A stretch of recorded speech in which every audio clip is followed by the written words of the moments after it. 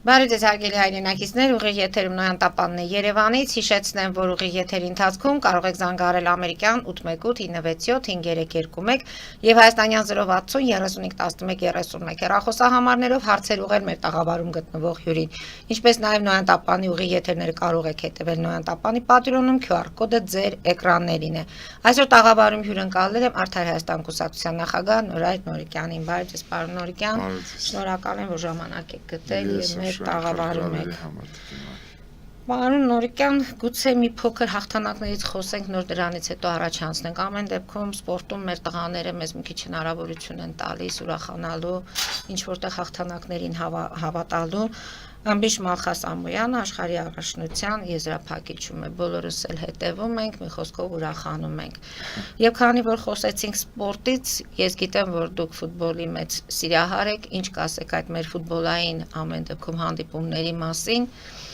որտեղ ինչ որտեղ կարծես թե տպավորությունը այնպես է, որ երբ որ անհատներն են մրցում, նրանք հաղթում են, բայց թիմային աշխատանքներում կարծես թե տնային աշխատանք ունենք անելու։ Այո, նախ շնորհակալ եմ հրավերի համար, երկրորդը մեր ժողովրդի նման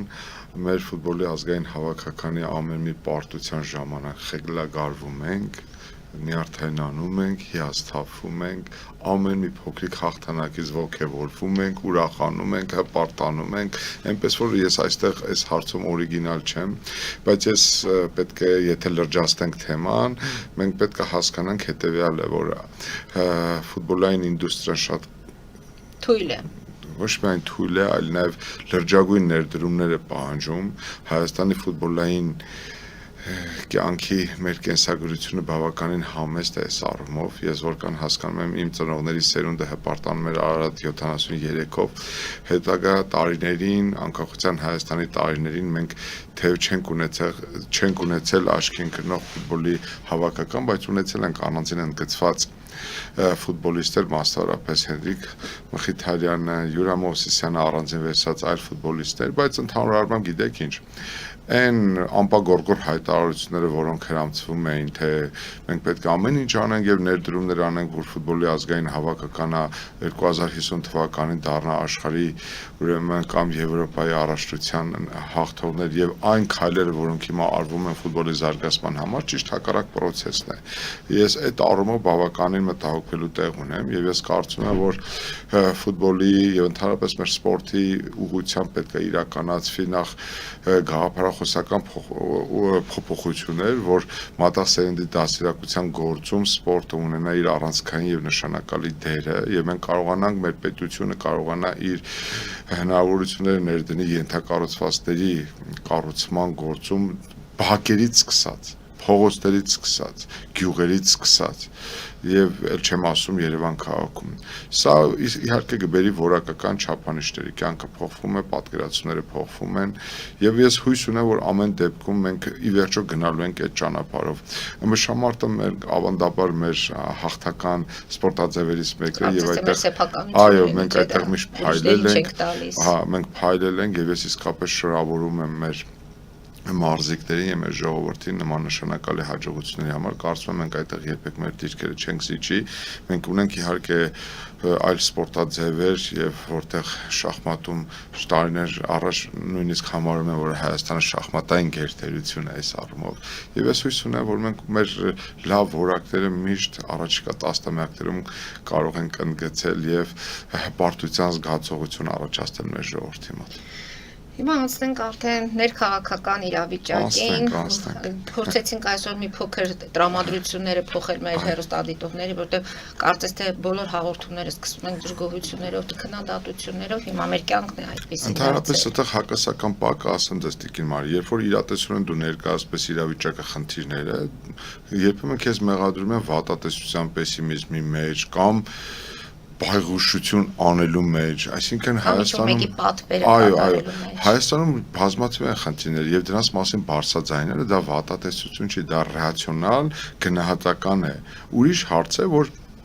հրամցվում է բոլորովին այլ քարոզչություն, որ միայն պետք է լավը տեսնեք, որ պոզիտիվ լինեք, որ չգիտեմ, դա դասական պոպուլիզմի բաղադրամասերից մեկն է։ Հիմա լսենք ձեր հարցը։ Ուզում եմ անդրադառնանք Փաշինյանի կնիկներից Արարատի հեռացման մասին այս որոշմանը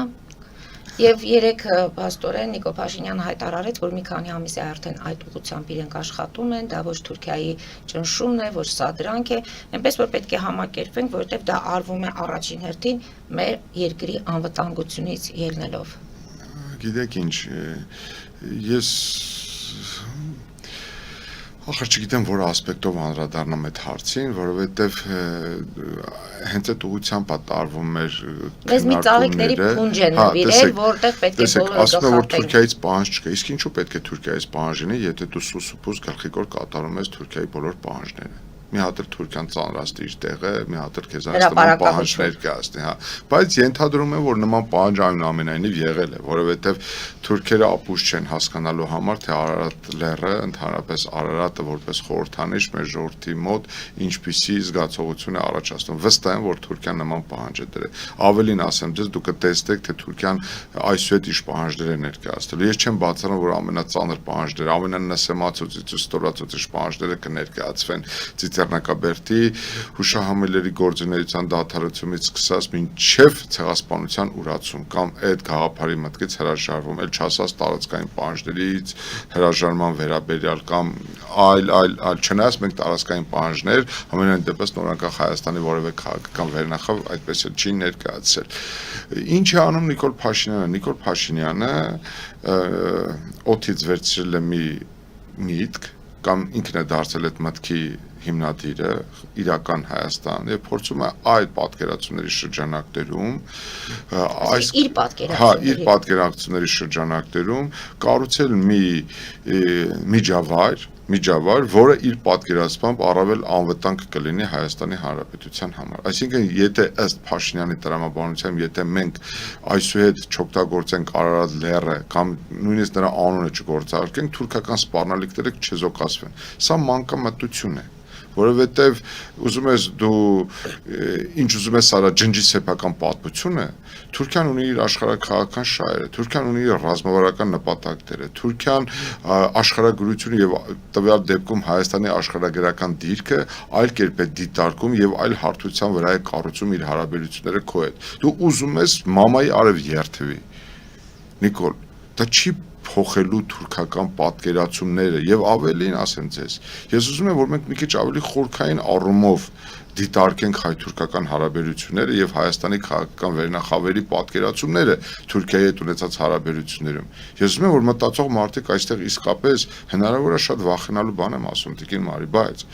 եկեք մի հատ վերլուծենք վերջին 120-130 տարիների ընթացքում հայ քաղաքական վերնախավի, հայ քաղաքական էլիտայի, մտավոր էլիտայի վերաբերմունքը Թուրքիայի եւ կամ Օսմանյան կայսրության նկատմամբ։ Ես կարող եք դուք ինձ մատնանշել մի իշխանություն, որը հակաթուրքական է եղել։ Առաջին հանրապետության իշխանությունները սկսած Քաջազնունու կառավարությունից, Խատիսյանի, Համո Անջանյանի, Սիմոն Վրացյանի կառավարությունից Զգուշավոր են եղել, ոչ թե զգուշավոր են եղել ավելին, առաջին հանրապետության հիմնադիր Արամ Մանուկյանը նույնիսկ Երևանում ընդունել է Եթե չեմ սխալվում Քազեմ Ղարաբեկիրի բանագնաց Խալիլ Փաշային է ընդունել, այսինքն տարբեր գրություններ կան Թուրքիայի այն ժամանակ կառավարիչներին, այսինքն Հայաստանի վերաբերյալ փոխելու եւ Թուրքիայի հետ հարաբերությունները կարգավորելու տեսանկյունից հաջորդը երրորդ հանրապետության քաղաքական վերնախավերը բոլորիս հայտնի է առաջին նախագահ Լևոն Տեր-Պետրոսյանի մոտեցումները Թուրքիայի հետ հարաբերությունների կարգավորման գործընթացում ընդཐུպ մինչեւ առանց որևէ նախապայմանի բարեդրացիական հարաբերություններ հաստատելու, դիվանագիտական հարաբերություններ հաստատելու ավելին Լևոն Տեր-Պետրոսյանի կառավարությունը վարչապետ Խոսրով Հարությունյանի գլխավորությամբ Թուրքիայից հացահատիկ է խնդրել, ընդ որում ստացել է այդ հացահատիկը Հաջորդը Ռոբերտ Քոչարյանի կառավարությունը ընդհանրապես տարածքային որևէ պահանջի չներկայացնելու վերաբերյալ Ռոբերտ Քոչարյանի մակարդակով 2005 թվականին պաշտոնապես հայտարարություն տարածեց եւ նամակ հղեց ի պատասխան Ռեջեփ Թայիպ Էրդողանի Հայաստանի նախագահային ուղղված նամակին։ Սերժ Սարգսյանի կառավարության մասին ընդհանրապես բոլորիս է հայտնի ֆուտբոլային դիվանագիտությունը, ավելի Սերժ Սարգսյանի կառավարությունը Հայաստանի ֆուտբոլի ազգային հավաքականի զինանշանից հանեց Արարատ լեռան խորհրդանիշը Թուրքիայի հավաքականի հետ, այո, խաղից առաջ։ Նիկոլ Փաշինյանի կառավարությունը տեսնում ենք թե ինչ է անում։ Ժողովուրդ, մենք պետք է հասկանանք։ Ժպտում է, գրկում են իրար մենք պետք է հասկանանք հետեւյալը։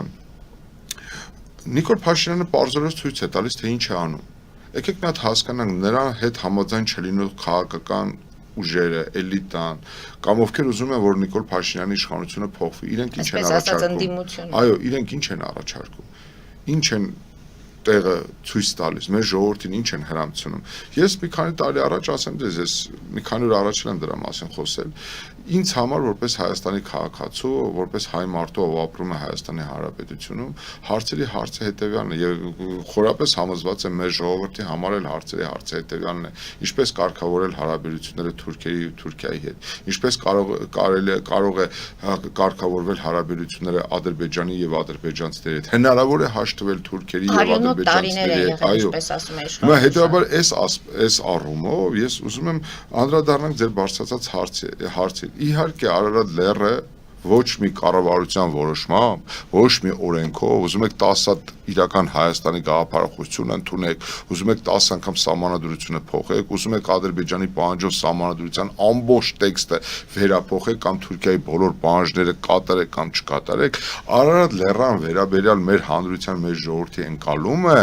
դա այնպիսի ընկալում է, որը ոչ մի որոշմամբ օրենքով հնարավոր չի ջնջել, հասկանում եք։ Հնարավոր չի ուղղակի ջնջել։ Դա մենք ենք։ Դա ես չէի ուզում այդ բառը օգտագործել, որովհետև ծեծված բառ է, չէ ինքնություն բառը, բայց տեսեք, Արարատ լեռը ասոցացվում է ինձ համար, Արարատ լեռը ասոցացվում է իմ պատմության, իմ կենսագրության, իմ հայրենիքի, իմ պետականության, իմ ձևավորման, իմ հիմնադրման, իմ պապերի հայրենիքի, հասկանում եք։ Ես Ալաշկերտի թոռ եմ, Ալաշկերտցու թոռ եմ։ Ես ինձ Արևմտյան Հայաստանի զավակ եմ համարում։ Իմ պապերը այնտեղից են։ Ես չեմ կարող, ուզում է 10 հատ Փաշինյանը սահմանադրություն փոխի։ Իրական Հայաստանն ու պատմական Հայաստանը խառնի իրար։ Հələ մի հատ պետք է մի հատ հասկանանք, այդ իրական Հայաստանը իրապես որն է։ Այս առումով ասեմ ձեզ, այո, ինքը գնալու է այդպիսի քայլեր իրականացնելու։ Քանի դեռ մեր ժողովուրդը մարսում է Փաշինյանի գոյություն ու գործունեությունը, նա անելու է այդպիսի քայլեր։ Ինքը պարզ ցույց է տալիս, ասում է, ես էս եմ, կարող եք հելեքից փոխել։ Պարոն Նորիկյան, ասում եք, թե պարզապես այստեղ էլ են իշխանությունները որոշակի բառամթերք օգտագործում մարդկանց պահելով այդ վախի մթնոլորտի մեջ։ Այո։ Չեք ուզում կլինի պատերազմ, չեք ուզում ձեզ կարող են ինչ-որ քրեական գործեր հարուցել։ Այո, ես այդ մասին ախր հոգնել եմ կրկնելուց, տիկին Մարի, իրենք ինչ քաղաքականություն են վարում։ Մարդը մեր պետության գլխին բերել է բոլոր հնարավոր ու անհնար արհավիրքները, բայց այսօր մարդը խաղաղության դրոշակը բռնել է, ասում է ես եմ խաղաղություն բերում ձեզ։ Ժողովուրդ ջան, չի կարելի այսքան խափնվել։ Նիկոլ Փաշինյանը չի կարող Հայաստանին բերել խաղաղություն։ Չի կարող ուղղակի։ Դե թղթի կտոր ունենք արդեն նախաստորագրված։ Գիտեք ինչ, ես հիշում եմ 2009 թվականին, երբ որ Շվեյցարիայում, եթե չեմ սխալվում, Ցյուրիխում կնքվեցին, նախաստորագրվեցին հայ-թուրքական հաշտեցման պայմանագրերը, իրականություն դարձավ։ Եկեք, ես օգոստոսի 8-ին եմ ասել, առուն թռեք, նոր ասեք հոп։ Այո, շատ կարևոր է, ես էլ եմ ուզում, անկեղծ ուզում եմ, որ Հայաստանի եւ Ադրբեջանի միջև հարաբերությունները կարգավորվեն, Հայաստանին օդ ու ջրի նման խաղաղություն է անհրաժեշտ, մեզ ոտքի կանգնել է պետք, մեզ ծնկի եկած վիճակից ոտքի կանգնել է պետք, մեր մեջքը այսօր ջարդված է եւ ես ուզում եմ, որ մենք առաջի 30-50 տարիների ընթացքում վերանորոգենք մեր տունը, վերականգնենք մեր քանդված պատը, ինչպես ասենք, մեր հոգիներն ու սրտերը վիրավոր են, բուժենք, ոտքի կանգնենք, հասկանում եք։ Սրա մասին է խոսքը, ոչ մի խելամիտ քաղաքական գործիչ կամ Հայաստանի Հանրապետությունում ապրող քիչ թե շատ խելացի մարդ շատ լավ գիտակցում է, որ Հայաստանը չի կարող այսօր չունի համապատասխան ներուժ մեկ անգամ եւս ներքաշվելու որևէ պատերազմում։ Այս բոլորի համար հասկանալի է։ Ես ուզում եմ, որ միջազգային հանրությունն էլ այս առումով շատ լավ գիտակցի, որ Նիկոլ Փաշինյանին պետք է զրկել այդ հաճույքից, այդ խաղաղություն բառը շարքելու հնարավորությունից։ Այսինքն մեզ բոլոր քաղաքական ուժերը պետք է ունենան այդ դրոշակը ընդգծելու։ Միջազգային այդ ձեր ասած հանրությունը ինչպես կարող է դա անել, երբ որ նա փակում է աչքերը ցանկացած ցեղասպան գործընկերությունների։ Չէ, տեսեք, ես ինչ եի ուզում ասել։ Այսինքն մեր խնդիրը հետեւյալը պետք է լինի։ Հայաստանի հաջորդ իշխանությունը նույնպես պետք է խոսի խաղաղության դիրքերից։ Բայց ոչ սկզբունքներն այս իշխանության։ Իհարկե, ամբողջ խնդիրը հետեւյալի մեջ է։ Մենք խաղաղություն ասվածը ոնց ենք պատկերացնում։ Ոնց ենք պատկերացնում։ Օրինակ ես չեմ պատկերացնում խաղաղություն Ադրբեջանի հետ, քանի դեռ Ադրբեջանը իր զորքերը զինված ինքնաձիգերով զինված ինքը մեր տարածքում է։ Այդ խաղաղություն չի ժողովուրդ ջան։ Այդ ինքնախապեյությունն է։ Այդ, չգիտեմ, մոլորություն է։ Ավելին 1000 կիլոմետրի չափ մենք տարածք ունենք Ադրբեջանի հետ դելիմիտացիա եւ դեմարկացիա։ Մի քանի օր առաջ եմ անդրադարձել այդ հարցին։ Ժողովուրդ ջան, ձեզ խափում են։ 1 տարի 3 ամիս է անցել 2024 թվականի մարտ-մայիս ամիսներից։ Ճիշտ է, հիշում եք Տաուշի մարզում Նիկոլ Փաշինյանն ինչ ասեց։ Ասեց մենք 2.5 գյուղ ենք նվիրում, վերադարձնում Ադրբեջանին, որպեսզի նպաստենք այս դելիմիտացիայի դեմարկացիայի գործընթացի մեկնարկին։ Տարի 3 ամիս է անցել։ Դրանից հետո ինչ որ կանոնագիր հաստատվեց, ճիշտ է, փող վարչապետերի գլխավորությամբ ինչ որ հանձնաժողովներ ձևավորվեցին։ Տարի 3 ամիս է անցել, 1 քառակուսի մետր, 1 մետր տարածք չի դելիմիտացվել եւ դեմարկացվել։ Այո։ 1 վայրկյան, ախր Կիրանցը, Հայաստան, Ադրբեջան։ Ցանկապատեր հավաքեք, որ կարողանանք ամբողջ Հայաստան, Ադրբեջան հեսա կասեմ, Հայաստան-Ադրբեջան սահմանի համատեքստում Կիրանցը մի շատ աննշան տարածք է, աննշան տարածք է, հասկանում եք, 1 տարի 3 ամիս խաբել են մեր ժողովրդին, 1 մետր դելիմիտացիայի դեմարկացիայի չեն ենթարկել, այս տեմպերով քանի 1000 տարի պետք է անցնի, որպեսզի Հայաստանի եւ Ադրբեջանի միջեւ դելիմիտացվի ու ուրեմն դեմարկացվի սահմանը, այսինքն ինչ է սա նշանակում, սա նշանակում է հետևյալը, որ ընդամենը Ադրբեջանի հետ հարաբերությունների կարգավորման կամ խաղաղության հաստատման այս գաղափարը Նիկոլ Փաշինյանը ծախում է մեր ժողովրդին վրա, շատ լավ հաշվելով մեր ժողովրդի ատամները, որտեղ հասկանում է, որ մեր ժողովուրդը օդ ու ջրի նման խաղաղություն է ուզում, այս մարդը ասում է, ես տալիս եմ այս խաղաղությունը։ Ընդ որում վստահաբար է ասում, որ արդեն այդ խաղաղությունը։ Ընդ որում, սիրելի բարեկամներ, ես խնդրում եմ, որ մենք հստակ ընդգծենք, ես երանի կտայի, ես կծափահարեի, ես կողջունեի, ես բրավո կասեի, եթե իսկապես տարածաշրջանում խաղաղության հաստատումը պայմանավորված լիներ Նիկոլ Փաշինյանով, Հայաստանի ղեկավարով, գործադիր իշխանության ղեկավարով, բայց եկեք մենք մեզ հիմարի տեղ չդնենք, մենք մեզ միամտի տեղ չդնենք, այս ամեն ինչը արվում է Նիկոլ Փաշինյանի 2026 թվականի վերընտրությունը ապահովելու համար։ Ես էլ 2 տարի առաջ եմ ասել, եթե չեմ սխալվում, ձեր մոտ էլ եմ ասել այդ միտքը։ Նիկոլ Փաշինյանը 3-րդ ժամկետով պետք է վարչապետ չընտրվի, տիկին Մարի։ Մեր քաղաքացիները ընտրության գնան ում ընտրեն։ Այս ամենասադրիչ հարցերից մեկն է։ Լավ, ուրեմն ես այն քեզ լոշկիս կատակ ասեցի, ուրեմն վերև Աստված, ներքև Նիկոլ։ Կա Նիկոլ, կա Հայաստան, կա խաղաղություն։ Չկա Նիկոլ, չկա Հայաստան, չկա խաղաղություն։ Եթե ընտրում ենք Նորայր Նորիկյանին, Նորայր Նորիկյանը կարողանում է թողած ժառանգությունը վերցնել եւ շատ ծանր ժառանգություն է թողել Նիկոլ Փաշինյանը։ Շատ, ես այդ հարցի մասին եմ խոսել 3 տարի առաջ, որ Նիկոլի ժառանգությունը ո՞րն է լինելու։ Շատ ծանր ժառանգություն է մեզ բաժին հասել։ Ես չեմ նախանձում Հայաստանի որևէ հաջորդ իշխանության։ Լևոն Տեր-Պետրոսյանն էլ է դրա մասին խոսելու գրել։ Ես չեմ նախանձում իսկապես։ Բարդ ժամանակներ են, բարդ իրավիճակներ են։ Հայաստանի ողնաշարը քիչ առաջ ասեցի ջարդված է, բայց մենք չպետք է Բայց կլինի մեկը, որ կմտնի այդ ծանրության տակ, կլինի ու կան այդպիսի մարդիկ, ես դες հավաստիացնում եմ կան այդպիսի մարդիկ եւ որոնք պատրաստ են այդ պատասխանատվությունը կրելու, բայց ես հիմա մի հատ, քանի որ այս թեման եք բացում, քանի որ արդից օգտվելով ես ուզում եմ անկեղծ ասած այս մասին խոսել մի քանի օր անց, բայց տեսեք, ընտրություններին մասնակցելու հայտ է ներկայացրել դրա մասին խոսել են Ռուսաստանի հայերի միության նախագահ Արա Աբրամյանը։ Ընտրություններին մասնակցելու որևէ ձևաչափով մասնակցելու մասին հայտարարել է այսօր ԱԱԾ-ի մեկուսարանում գտնվող Սամվել Կարապետյանը, մեծ գործարար։ Ընտրություններին մասնակցելու մասին երեք խոսեց Գագիկ Ծառուկյանը։ Այո, արդեն հայտարարել։ Այսինքն ուրվագծվում է որոշակի շերտ, իմ խնդրանքը բարեկամաբար Հայաստանի Հանրապետության կամ ազգությամբ հայ բոլոր խոշոր մեծ գործարարներին, հարգելի բարեկամներ։ Ես լրիվ այլ բան կառաջարկեմ ձեզ։ Ձեր անցած հետագիծը, ձեր կենսագրությունը, ձեր նարկատիրական գործունեությունը իրականացնելու ձեր ջիղը, ձեր մտավոր կարողությունները կարող են ի նպաստ ծառայեցվել Հայաստանի իրական բնական զարգացմանը, բայց քաղաքական առումով դուք խոցելի եք։ այս իշխանությունը օգտագործելու է ձեր հանգամանքը, փորձելու համար տպավորություն ստեղծել, որ իր դեմ դուրս է եկել գործարար մի շղթա, որը ունի տարբեր խոցելի դաշտեր, ունի կախվածություններ այս կամ այն աշխարհաքաղաքական կենտրոնից եւ փորձելու է պոպուլիզմի դոզան ավելացնելու միջոցով ձեզ օգտագործելով հասնել վերարտադրման գաղափարին։ Ես ինչ եմ առաջարկում, վրացական տարբերակը կա, բայց ես բոլորովին հայկական տարբերակ եմ առաջարկում, որ Հայաստանի բուրժուական շերտը ընդհանրապես հրապարակավ հրաժարվի քաղաքական գործունեությամբ զբաղվելու եւ իրապես հրաժարվի քաղաքական գործընթացներին ներգրավելու մտքից ցանկությունից։ Դրա փոխարեն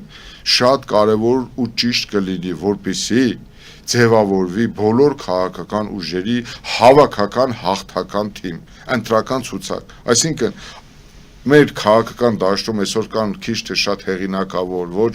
վարկաբեկված, քիչ թե շատ ազդեցիկություն ունեցող, քիչ թե շատ ինտելեկտուալ, խելացի մարդիկ, ովքեր համաձայն չեն այսօրվա վարվող քաղաքականության հետ, ովքեր իսկապես գտնում են, որ Նիկոլ Փաշինյանի կառավարությունն ու ղեկավարումը ձախողված է, ովքեր որևէ հույս չեն տեսնում այս իշխանության հետ։ Այդ ուժերը, այդ անհատները առաջիկա ամիսների ընթացքում վարում են իսկապես համախմբող, միավորող, միաբանող, սեփական ամբիցիաները ոչնչացնող եւ մեկ միասնական հաղթական ընտրական ցուցակի ձևավորում, դաշինքի ձևաչափով կլինի, ինչ ձևաչափով կլինի, ձևավորվում է վարչապետի ուրեմն տեխնացուներ թող առաջադրվի, այսպես ասած, Ամերիկայի Միացյալ Նահանգներում ինչպես են կատարվում նախընտրական շրջանում, ժողովրդի մեջ հարցումների միջոցով կամ չգիտեմ ինչ ձևով գալ հասնել կոնսենսուսի, որպեսզի այդ հաղթական հաղթող ընտրական ցուցակը ձևավորվի եւ նրա առաջին համարը ֆիքսվի որպես վարչապետի տեխնացու։ Իսկ իմ կողմից նշված գործարարները, որոնք չունեն քաղաքական միտք, որոնք չունեն քաղաքական հետագիծ, որոնք չունեն քաղաքական կշիռ, ավելին ճիշտ հակառակը քաղաքական դաշտում շատ խոցելի են, շատ ուրեմն հարմար ու հաճելի թիրախ են իշխանության համար, իրենք Գյումրիի դեպքերը դա ցույց տվեցին։ Իրենք կարողանան որոշակի ֆինանսական աջակցություն օրենքի սահմաններում, ընտրական գործընթացների սահմաններում, կարողանան հետ քաշվել եւ մեր ժողովրդին համախմբել այդ առումով։ Ես ձեզ վստահեցնում հաղթանակը լիարժեք է լինելու։ Բայց եթե հիմա Արա Աբրամյանը իր կողմից է հայտարարում, որ ես մասնակցելու եմ, Գագիկ Ծառուկյանը իր կողմից է հայտարարում, Սամվել Կարապետյանը իր կողմից է հայտարարում։ Գիտեք, առանցին վերցած յուրաքանչյուր անհատ ունի որոշակի իր համակիրների, այդ մարդկանց մասին է խոսքը, զանգված է, ովքեր պաշտում են Արա Աբրամյանին, Սամվել Կարապետյանին, Գագիկ Ծառուկյանին, հասկանում եք, չէ՞։ Այդ բոլորի մեր համար տեսանելի է, բայց ժողովուրդ ջան, դուք կրկնում եմ, դուք ամենաշահավետ թիրախն եք այս իշխանության համար։ Այս իշխանությունը հենց դրան է սպասում, որպեսզի ձեզ օգտագործելով ինքը վերարտադրվի։ Նիկոլ Փաշինյանին պետք է հակադրել քաղաքական միտք։ Նիկոլ Փաշինյանին պետք է հակադրել այլընտրանքային քաղաքական օրակարգ, որը կտա այն բոլոր հարցերի պատասխանները, թե ինչպես է պատկերացնում Հայաստանի առաջիկա 5 կամ 10 տարիների քաղաքական զարգացումը արտաքին հարաբերությունների ոլորտում, ներքին քաղաքականության ոլորտում, Թուրքիայի հետ հարաբերությունների կարգավորման դաշտում, Ադրբեջանի հետ խաղաղության պայմանագրի ուրեմն կնքման գործընթացում, ինչպիսին պետք է լինի հարաբերությունները Ռուսաստանի հետ, ինչպիսին պետք է լինի հարաբերությունները Ամերիկայի Միացյալ Նահանգների հետ, մեր հարաբերությունները Եվրոմիության հետ։ Այսինքն մենք այսպեսի շեշտադրում պետք է դնենք եւ ես օգտվելով առիթից ուղղակիորեն հրապարակավ դիմում եմ այդ մարդկանց, եկեք մի հատ մտածենք, կլոր սեղան հրավիրենք, հավաքվենք, բոլորի հանդեպ ժողովուրդը ունի իր պատկերացումները, բոլորդ ունեք ձեր ես այս առումով նաեւ օգտվելով առիթից ես դիմում եմ նաեւ Ռոբերտ Քոչարյանին, բավական է ձեր գործունեության գոյության ֆոնի վրա Նիկոլ Փաշինյանը 7 տարի կառուցում է իր իշխանությունը։ Ձեզ դարձրել է ֆուտբոլի գնդակ ու տշում է այս դարպասից այն դարպասը, այս դաշտից այն դաշտը։ Իրենք էլ ապահովում են Նիկոլ Փաշինյանի գոյությունը, գործունեությունը։ Ես ասում եմ դադարեք, դուրս եկեք քաղաքական դաշտից, դուրս եկեք, ուղղակի դուրս եկեք։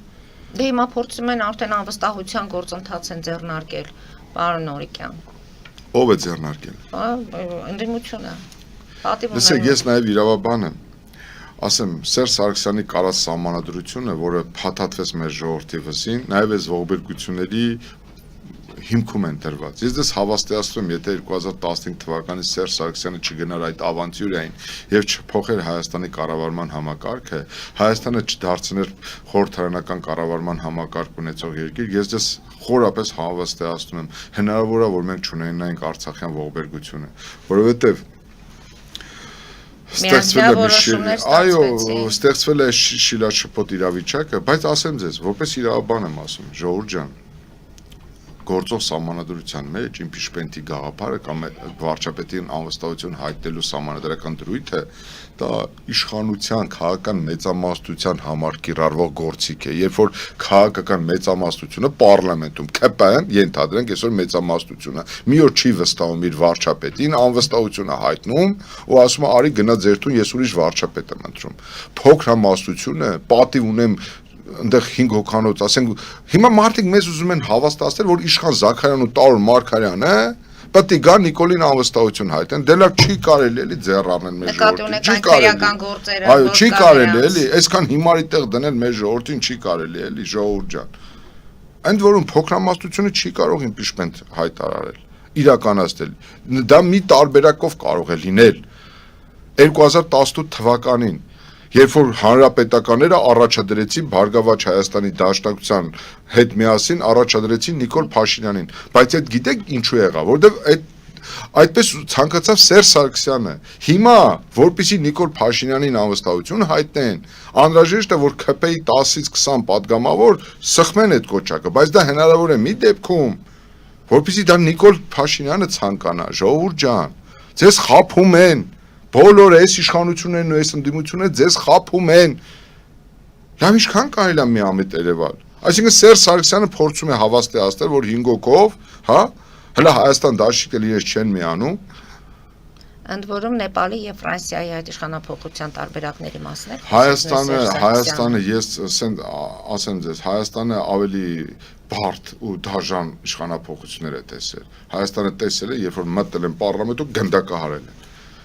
Հայաստանը տեսել է մարտի մեկ, երբ որ տանկերը մցրել ու կրակել են ժողովրդի վրա, որպեսզի իրենց իշխանությունը պահեն։ Ես դեմ եմ նման սցենարներով իշխանության գալուն ու իշխանությունը պահելուն, տերորով, զենքով, ավտոմատով, տանկով դեմ եմ։ Ես գտնում եմ հետևյալը՝ Նիկոլ Փաշինյանը պետք է հեռանա օրինական ընտրությունների միջոցով։ Առաջին անգամ Հայաստանի նորանկախ պատմության մեջ առաջին անգամ օրինական ընտրությունների միջոցով ընդդիմությունը պետք է հաղթի, իսկ ընդդիմություն ասելով ես բնավ նկատի ունեմ Ռոբերտ Քոչարյանին եւ Սերժ Սարգսյանին։ Այս իշխանության հետ մեկտեղ ձեր բռնած պետք է հեռանան եւ Նիկոլ Փաշինյանը եւ Ռոբերտ Քոչարյանը եւ Սերժ Սարգսյանի քաղաքական ուժերն ու իրենք, հասկանում եք։ Հայաստանի Հանրապետությունում օրինական ընտրությունների միջոցով որակապես նոր ուժեր պետք է գան իշխանության։ Սրա մասին է խոսքը։ Մեր մասին կարող եմ ասել, այո, մենք ուզում ենք մասնակից դառնալ այդպիսի քաղաքական մշակույթի ձևավորմանը։ Մենք պատրաստ ենք նման միավորմանը, նման համախմբանը քիչ առաջ որ ասացի դրա համատեքստում։ Ես գտնում եմ եւ տեսնում եմ նման մարդկանց, ովքեր ունեն քաղաքական լինում են հանդիպումներ, բայց ես դες ասեմ, այս տարի ամբողջ տարվա ընթացքում ես դրա մասին եմ խոսել, ասել եմ առաջարկում եմ 20-30 կուսակցություններ լուծարվեն, ես պատրաստ եմ առաջին կնիքը դնել, ոչ մի հավակնություն չունենալ ընտրական ցուցակի առաջին տեղի, եկեք համախմբվենք Ուրեմն իսկապես հաղթական թիմ ձևավորենք մասնակցենք 2026 թվականի ընտրություններին։ Ցավոք սրտի բոլորը իրենց վարչապետ են համարում, բոլորը լիդեր են, բոլորը Նապոլեոն են։ Սա է մեր ողբերգությունների ողբերգությունը։ Դե սա էր ինչ որտեղ եկավ վարչապետի եւ իշխանության գալուց եւ իր վարման քաղաքականությունից։ Պարոն Նորիկյան դուրս գան կարճատև գովազդային դաթարի, որից հետո կշարունակենք մեր զրույցը։ Հարգելի հայրենակիցներ, հետևեք, քիչ անց կվերադառնանք տաղավար եւ կշարունակենք։ Ֆելիչե ժամանակակից ատամնաբուժական կլինիկա։ Այստեղ հարմարավետությունն ու խնամքն առաջնային են։ Այստեղ կիրառվում են ատամնաբուժական ամենաժամանակակից տեխնոլոգիաներ, ճշգրիտ ախտորոշում, արդյունավետ բուժում, նուրբ փորձառություն եւ անհատական մոտեցում։ Սկսած սովորական մանրուքներից մինչև առաջադեմ ընթացակարգեր, այստեղ դուք գտնվում եք բարձր որակավորում ունեցող եւ փորձառու ատամնաբուժական մասնագետների ձեռքերում։ Մեր բարեկամական եւ հյուրընկալ անձնակազմն այստեղ է յուրաքանչյուր այցը հաճելի դարձնելու համար։ Ֆելիչե, ձեր առողջ եւ ամենաերջանիկ շպիտը սկսվում է այստեղից։ Եկեք եւ բացահայտեք նորարարության փորձագիտության եւ կարեկցանքի կատարյալ համադրությունը։ Երևան շիփինգ, սենսացիա ստեղ, հա։ Այո, ճիշտ եք եկել։ Սանդրոցներ Երևան ուղարկելը $2.99 օթանավով։ Այո, Իսկ եթե դոլար ուղարկես, դոլար ստանան։ այո, Իսկ որ տանեն տուն հասցնեն, էլի մի տոկոս, հա։ 2%։ Երասը ծրի է, էլի։ Ժողովուրդ սենսացիա, ծրի է։ Նորթ Հոլիվուդ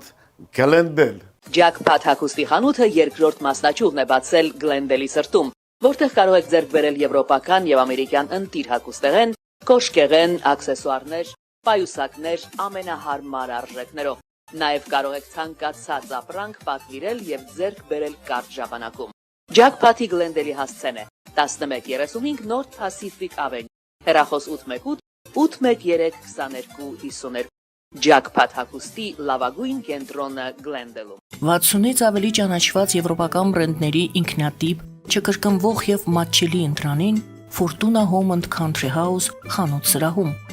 Նորավոճ սպասք եւ կահույք հորեկա բնագավառի համար, տեքստիլ տնտեսական ապրանքներ, ամեն ինչ գեղեցիկ կյանքի համար։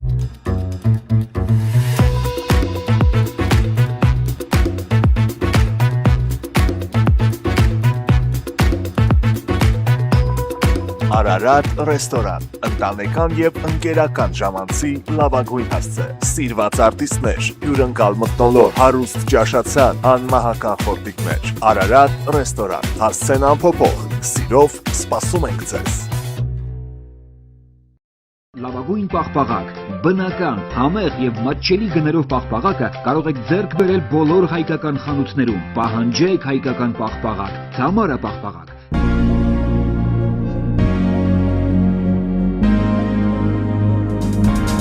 Տպագրեք ձեր գիրքը Նոյան տապան տպագրատանը, ինչպես նաև թերթեր, ամսագրեր, բուկլետներ եւ այլն։ Հասցեն քաղաք Երևան, Իսահակյան 28 առաջին հարկ։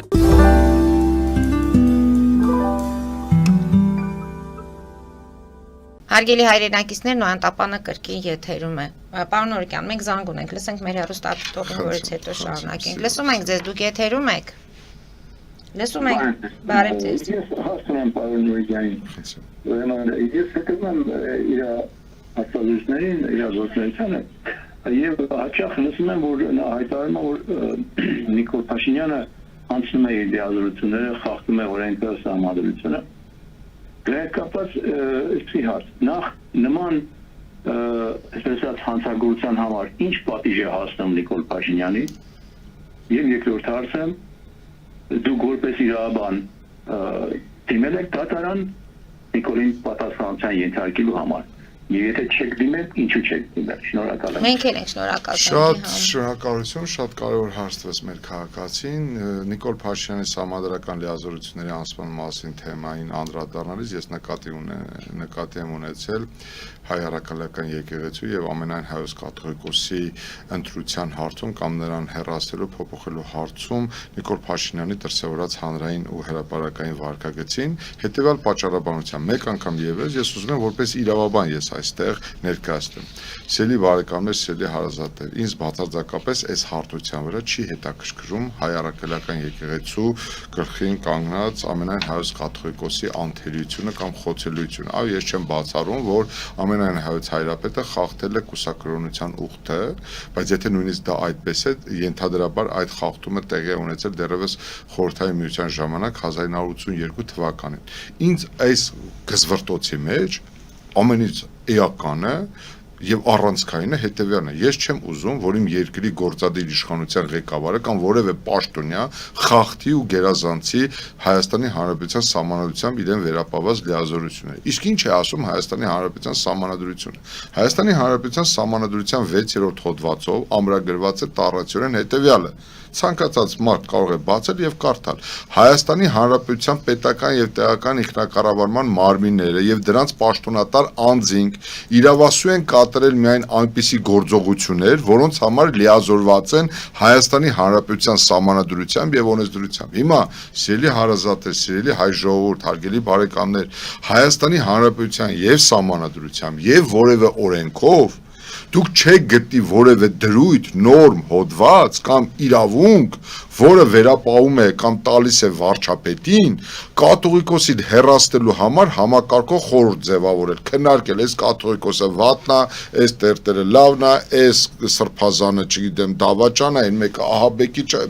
Հայաստանի Հանրապետության վարչապետը նման լիազորություն չունի, ժողովուրդ ջան։ Ես դա եմ ասում։ Հիմա էլ վերահաստատում եմ, ես պնդում եմ,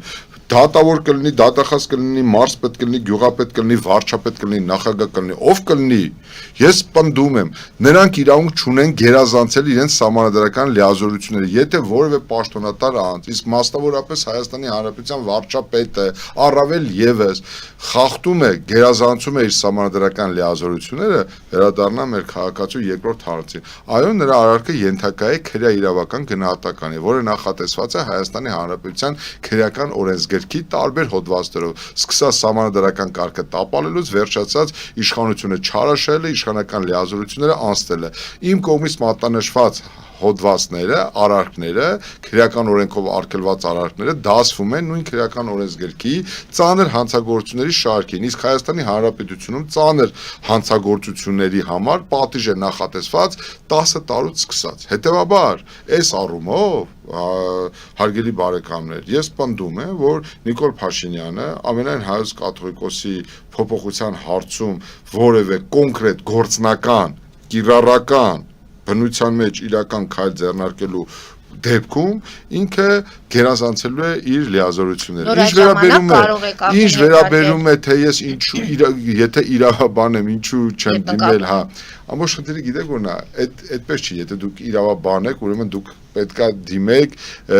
քրեական պատասխանատվության ենթարկելու համար։ Մեր նախ ես քաղաքական գործունեությամբ եմ զբաղվում, իմ պայքարը Նիկոլ Փաշինյանի դեմ քաղաքական է։ Ես ոչ թե ուզում եմ Նիկոլ Փաշինյանի դեմ հաղորդում տամ, ես ոչ թե ուզում եմ որ Նիկոլ Փաշինյանի դեմ հաղորդում ներկայացնեմ, ես ուզում եմ որ Նիկոլ Փաշինյանը ընդհանրապես պատասխանատվության ենթարկվի պաշտոնազրկման ձևով, այսինքն ինքը հեռացվի քաղաքական իշխանությունից օրինական ընտրությունների միջոցով։ Սրա մասին է խոսքը։ Եթե ես կարողացա մեր քաղաքացուն սպառիչ պատասխան տալ։ Ինձ թվում է, այո, կարողացաք։ Հիմա մեր ներքաղաքական իրավիճակը։ Տեսեք,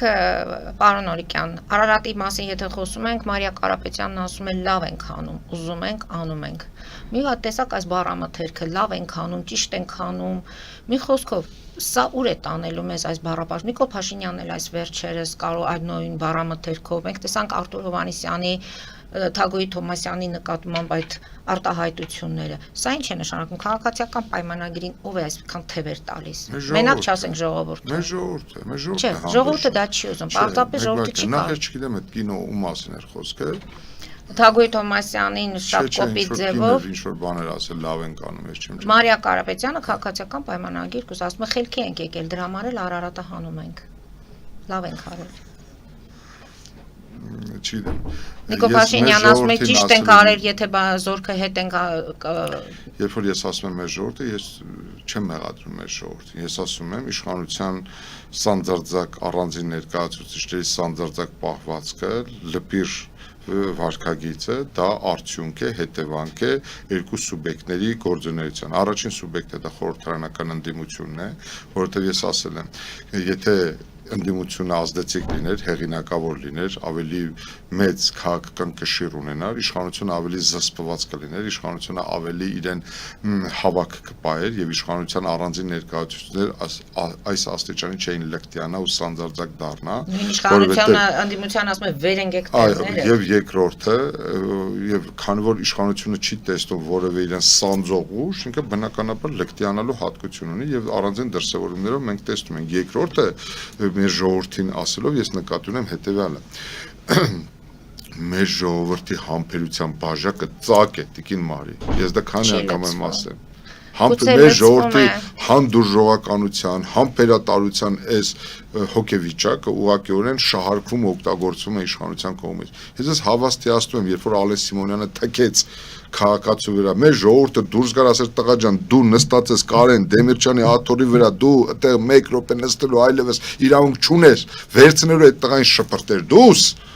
ես հավաստիացնում եմ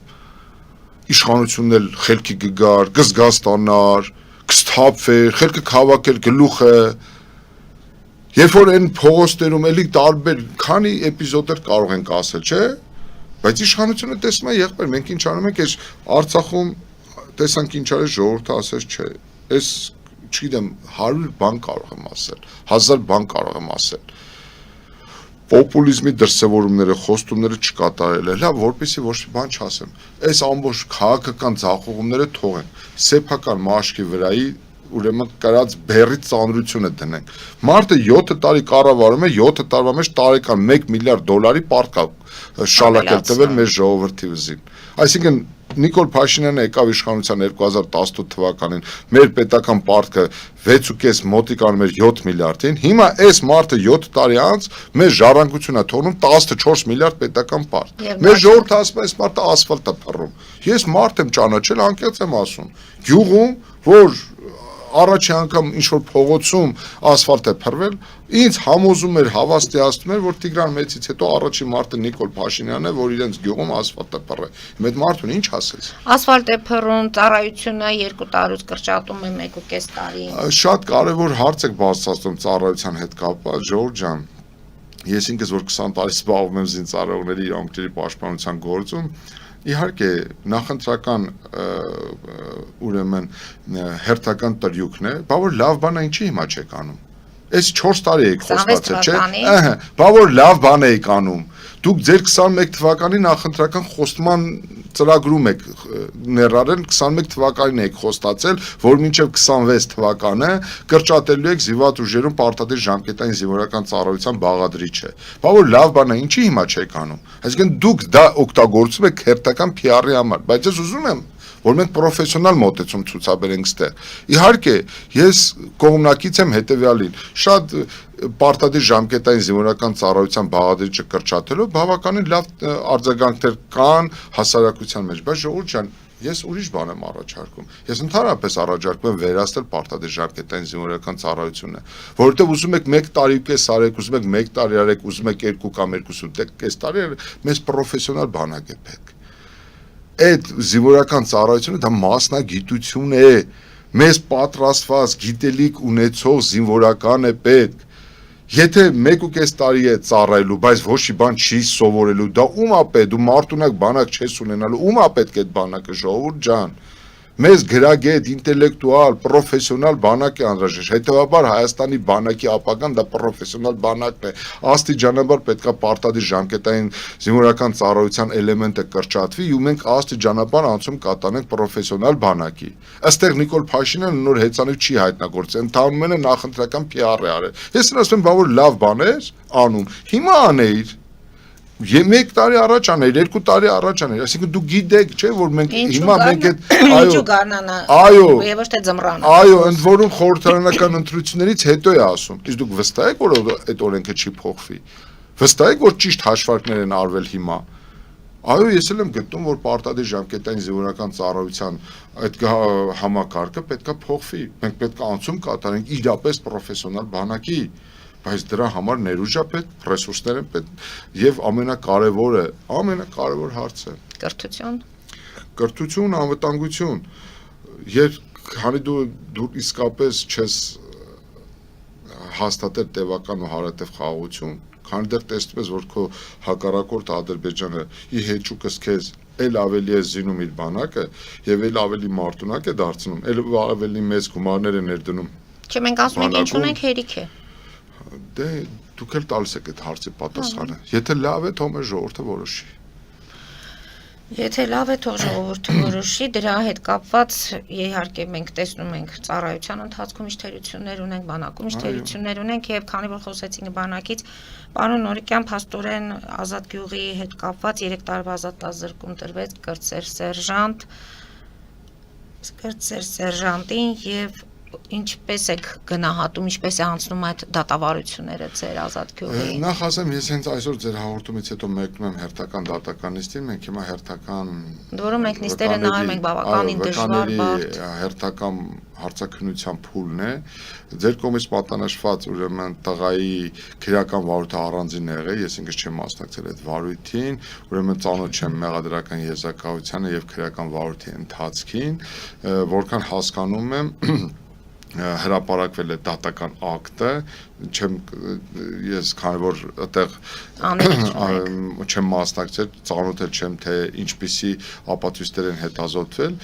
մենք հիմա հիմնական այդ գլխավոր գործով ենք մասնակցում, մենք հիմա վկաների ակտիվ փուլ է Տիկին Մարի, իհարկե ողբերգություն է, իհարկե 3 տարի անց էլ հասարակությունը չի ստանում են հարցերի պատասխանները, որոնք ակնկալում էր, թե ինչ է իրականում տեղի ունեցել, թե ով իր դերակատարություն է ունեցել, արդյոք սա ամփոփ վերաբերմունք է, թե իրականացված դիտավորյալ սպանություն։ Ես այս գործում առավել քան մաչելի եմ եղել, գրեթե ձեր տաղավարում դուք կարծում եմ կհաստատեք, որ մի քանի անգամ մամուլի ասուլիսներ են հրավիրվել, առանձին հաղորդումներ են կազմակերպվել, ներկայացվել, ես բազմաթիվ հարցումներ եմ ուղարկել, բազմաթիվ միջնորդություններ եմ ներկայացել, ընդդուք մինչև այդ տղայի այլ պետության ազդեցության գործակալ լինելու հանգամանքը ստուգելու, դիվերսիայի հնարավոր այլ դիտավորյալ հանցագործություններ կատարելու, չգիտեմ, ինչ հնարավոր եղել է Տիկին Մարի։ Ես դժողների հետ եմ, զոհված զինծառայողների ծնողների հետ եմ առանձին մի քանի անգամ խոսել, ասել եմ ցույց տվեք մի բան, որ մենք կարող ենք անել ու չենք արել, որպես դժողներ, թող ասեն, թող ծնողները կանգնեն ասեն, այս մի քայլը մենք չենք արել, մի բան չենք արել, մի բան, անկեղծ ասում եմ, մի բան չենք արել, արտաշիրիմում, էնել, ես չգիտեմ, դա շատ զգայուն հարց է, թող հլը դատավարությունը ընթանում է, մի հատ կհասկանանք, մենք հիմա ավարտին ենք մոտենում վկաների հարցաքննությանը, դրանից հետո հարցաքննվելու են ուրեմն փորձագետների հարցաքննությունից հետո հետազոտվելու են գրավոր ապացույցները, որից հետո մեղադրյալների հարցաքննությունն է լինելու։ Մեղադրյալների հարցաքննությունից հետո ես ապացույցների ծավալը լրացնելու համապատասխան փուլում միջնորդելու եմ, որ դատարան դատակոչվեն ու հարցաքննվեն Նիկոլ Փաշինյանը, պաշտպանության նախարարը, այլ տարբեր անձինք, այլ միջնորդություններ չեմ բացառում, որ կմիջնորդեմ կրկնակի փորձարարություն իրականացնելու, այսինքն տեղում այդ հրդեհը ուրեմն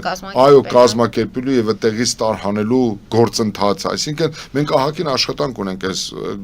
գործում իրականացնելու, դեռևս 1 տարի մենք կունենանք ընթացքը ենթադրում եմ, ասելիքս ինչ է, այս գործով դժող կողմը արել է առավելագույնը ինչ հնարավորություն է ունեցել։ Եթե մարդիկ կան, ովքեր մի բան գիտեն, տեղեկություններ ունեն այս գործի վերաբերյալ, ես անձնապես խնդրում եմ, ես երաշխավորում եմ գաղտնիությունը, ով ուզում է լինի, ում կողմից ինչ արարք ուզում է որ կատարված լինի, եթե դուք ունեք որևէ տեղեկություններ, որը կարող է լույս սփռել այս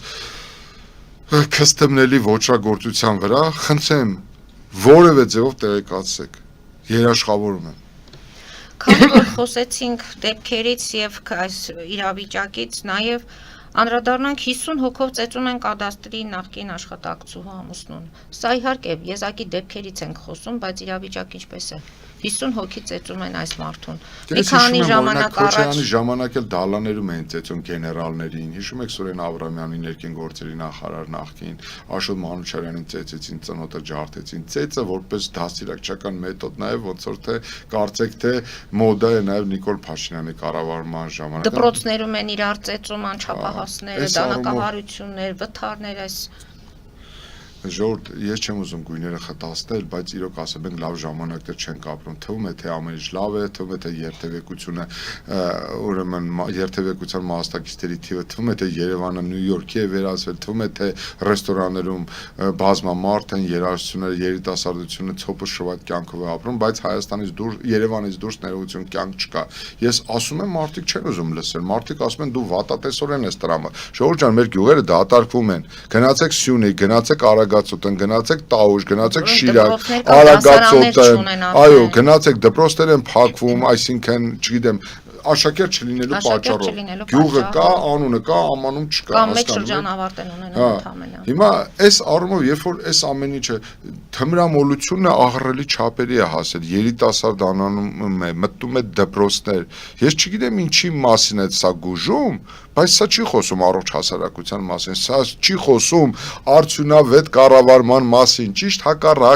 հակառակը, գրեթե բոլոր տեղերում փնթիություն։ Հա, իդեպ, քանի որ Ամերիկայի մեր լսարան Իրանի մասն են խոսում, իսեր ասու, հենց օրինակ մի բերեմ։ Ամերիկայի Միացյալ Նահանգներում բնակվող մի քաղաքացի դիմել է մեր գրասենյակին իրավաբանական օգնություն ցույց տալու համար։ Փորձել ենք տուժողը ճանաչվել։ Քրեական վարույթով հասել ենք դրան, որ տուժող ճանաչվի։ Բայց այս 1 տարի ես անձամբ ստորագրություն եմ տվել, որ 2024 թվականի նոյեմբեր ամսին ընդ որում հաղորդումը ներկայացրել եմ ոչ ավել, ոչ պակաս Հայաստանի Հանրապետության գլխավոր դատախազին։ 1 տարի անցել, այս մարդիկ չեն կարողանում որոշել, թե այդ քրեական վարույթը որ քննչական բաժինը պետքա քննի։ Փնթություն էլ ինչպես է լինում։ Ես չեմ հասկանում։ Քաղաքացին արդարացիորեն զանգահարում է եւ իր նեղվածությունն է արտահայտում, որ պարոն Օրոկյան, ես ինչ երկրում ենք ապրում։ 1 տարի ես դիմել եմ ձեզ, որպեսզի ուրեմն իմ իրավունքները դուք կարողանաք վերականգնել, պաշտպանել ինձ, բայց 1 տարի է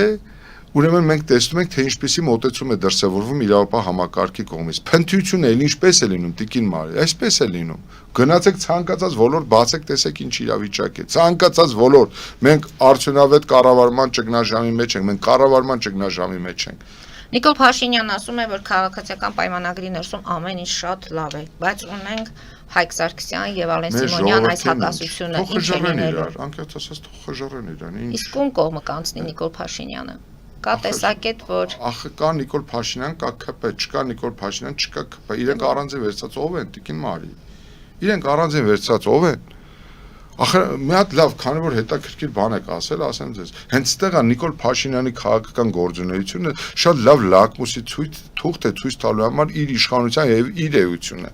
Լեոն Տեր-Պետրոսյանի իշխանության ժամանակ ես այդ մասին 10 տարի առաջ եմ, անգամ 2008 թվականին եմ, դրանից հետո էլ եմ գրել նման վերլուծական հոդված։ Լեոն Տեր-Պետրոսյանի իշխանության ներսում կային 3, 4, 5 երևելի անհատներ, ովքեր կարող էին փոխարինել Լեոն Տեր-Պետրոսյանին։ Վազգեն Սարգսյան, Բաբկեն Արարքցյան, Վանո Սիրադեղյան, Գագիկ Հարությունյան, էլի կային Դավիթ Շանազարյան։ Հիմա ամեն մեկի հանդեպ մենք ունենք լավ, վատ, ճիշտ, բայց այդ մարդիկ կարող էին փոխարինել Լեոն Տեր-Պետրոսյանին։ Ռոբերտ Քոչարյանի իշխանության ժամանակ կային էլի մի քանի հոգի, Սերժ Սարգսյան կար, հետո Հովիկ Աբրահամյանն էր, էլի մի քանի հոգի կային, ես հիմա չեմ ուզում, բայց Վարդան Օսկանյանն էր ամբիցիաներ դրսևորում։ Սերժ Սարգսյանի ժամանակ էլի կային մի քանի անհատներ, ովքեր հավակնություն կարող էին դրսևորել, Արթուր Բաղդասարյան, նույն Վիգենը Սարգսյան, չգիտեմ, էլի մի քանի հոգի։ Նիկոլ Փաշինյանի օրոք ումը կարող եք ասել։ Նիկոլ Փաշինյանին ենթադրենք իշխանության ներսում պետքա իրավահաջորդին փնտրել, ենթադրենք հիպոթետիկ չնայած Աստվածչյանի այդ քաղաքական թիմը ինքը ամբողջությամբ պետքա հեռանա։ Դուք ում եք տեսնում Ալեն Սիմոնյանի, Տիգրան Ավինյանի, թե Վահագն Ալեքսանյանին։ Իրենք պետքա դառնա։ Թող մեր ժողովուրդը հիմա մտածի այս հարցերի պատասխանը տա։ Հիմա դուք ինձ երկու անձի անուն եք տալիս, ինչ, ասենք կարող է Հայկ Սարգսյանը առավել լավ հատկանիշներ ունենա, քան Ալեն Սիմոնյանը, ինչ, այսինքն կամ բայց դրանից ինչ է փոխվում։ Էությունը ինչ է փոխվում։ Թող խժռեն իրար։ Սա մեր ժողովուրդն է ընտրել իրենց, թող մեր ժողովուրդը տեսնի նրանց դրսևորած վարքագիծը։ Ես հենց այստեղ եմ ասում, որ մեր ժողովրդի համբերության բաժակը ծակ է, չի լցվում։ Ուրեմն պետք է կարողանանք այդ ծակ բաժակը փակել կամ ինքներս նոր բաժակ ստել։ Այդ իրանց պողպատը հալեցնել, որովհետև ես վերջերս ասացի, որ պողպատը հալվելու հատկություն ունի։ Երբ որ դուք խոսում եք պողպատի մասին, այդ պողպատը հալվելու պրոստո լավ տաքացնել է պետք։ Շնորհակալություն եմ հայտնում պարոն Օրոկյան այսօրվա հաղորդման համար։ Ամեն դեպքում շատ բարձ ժամանակներում ենք, ընդ որում տեսնում ենք նաև տարածաշրջանում ինչ է կատարվում, արդեն Թուրքիայի եւ Իսրայելի այս հարաբերություններ, արդեն քաղաքներն են քննարկում, թե դա ում քաղաքն է, ինչ է, մի խոսքով։ Դուք շատ տիպիկ գնահատակ, ում է այս ֆոնի վրա, այս մարդը մեզ խաղաղություն է բերում, պատկերացնում եք, ում է ժողովուրդը հավատում է։ Այն դեպքում, երբ ավելի շուտ վերևներում հրթիռներն են, քան թե ցամաքի վրա խաղաղությունը։ Շնորհակալություն եմ հայտնում։ Հարգելի հայրենակիցներ, այսօր այսքանով ավարտում ենք, հետևեք զարգացումներին, մնացեք խաղաղությամբ։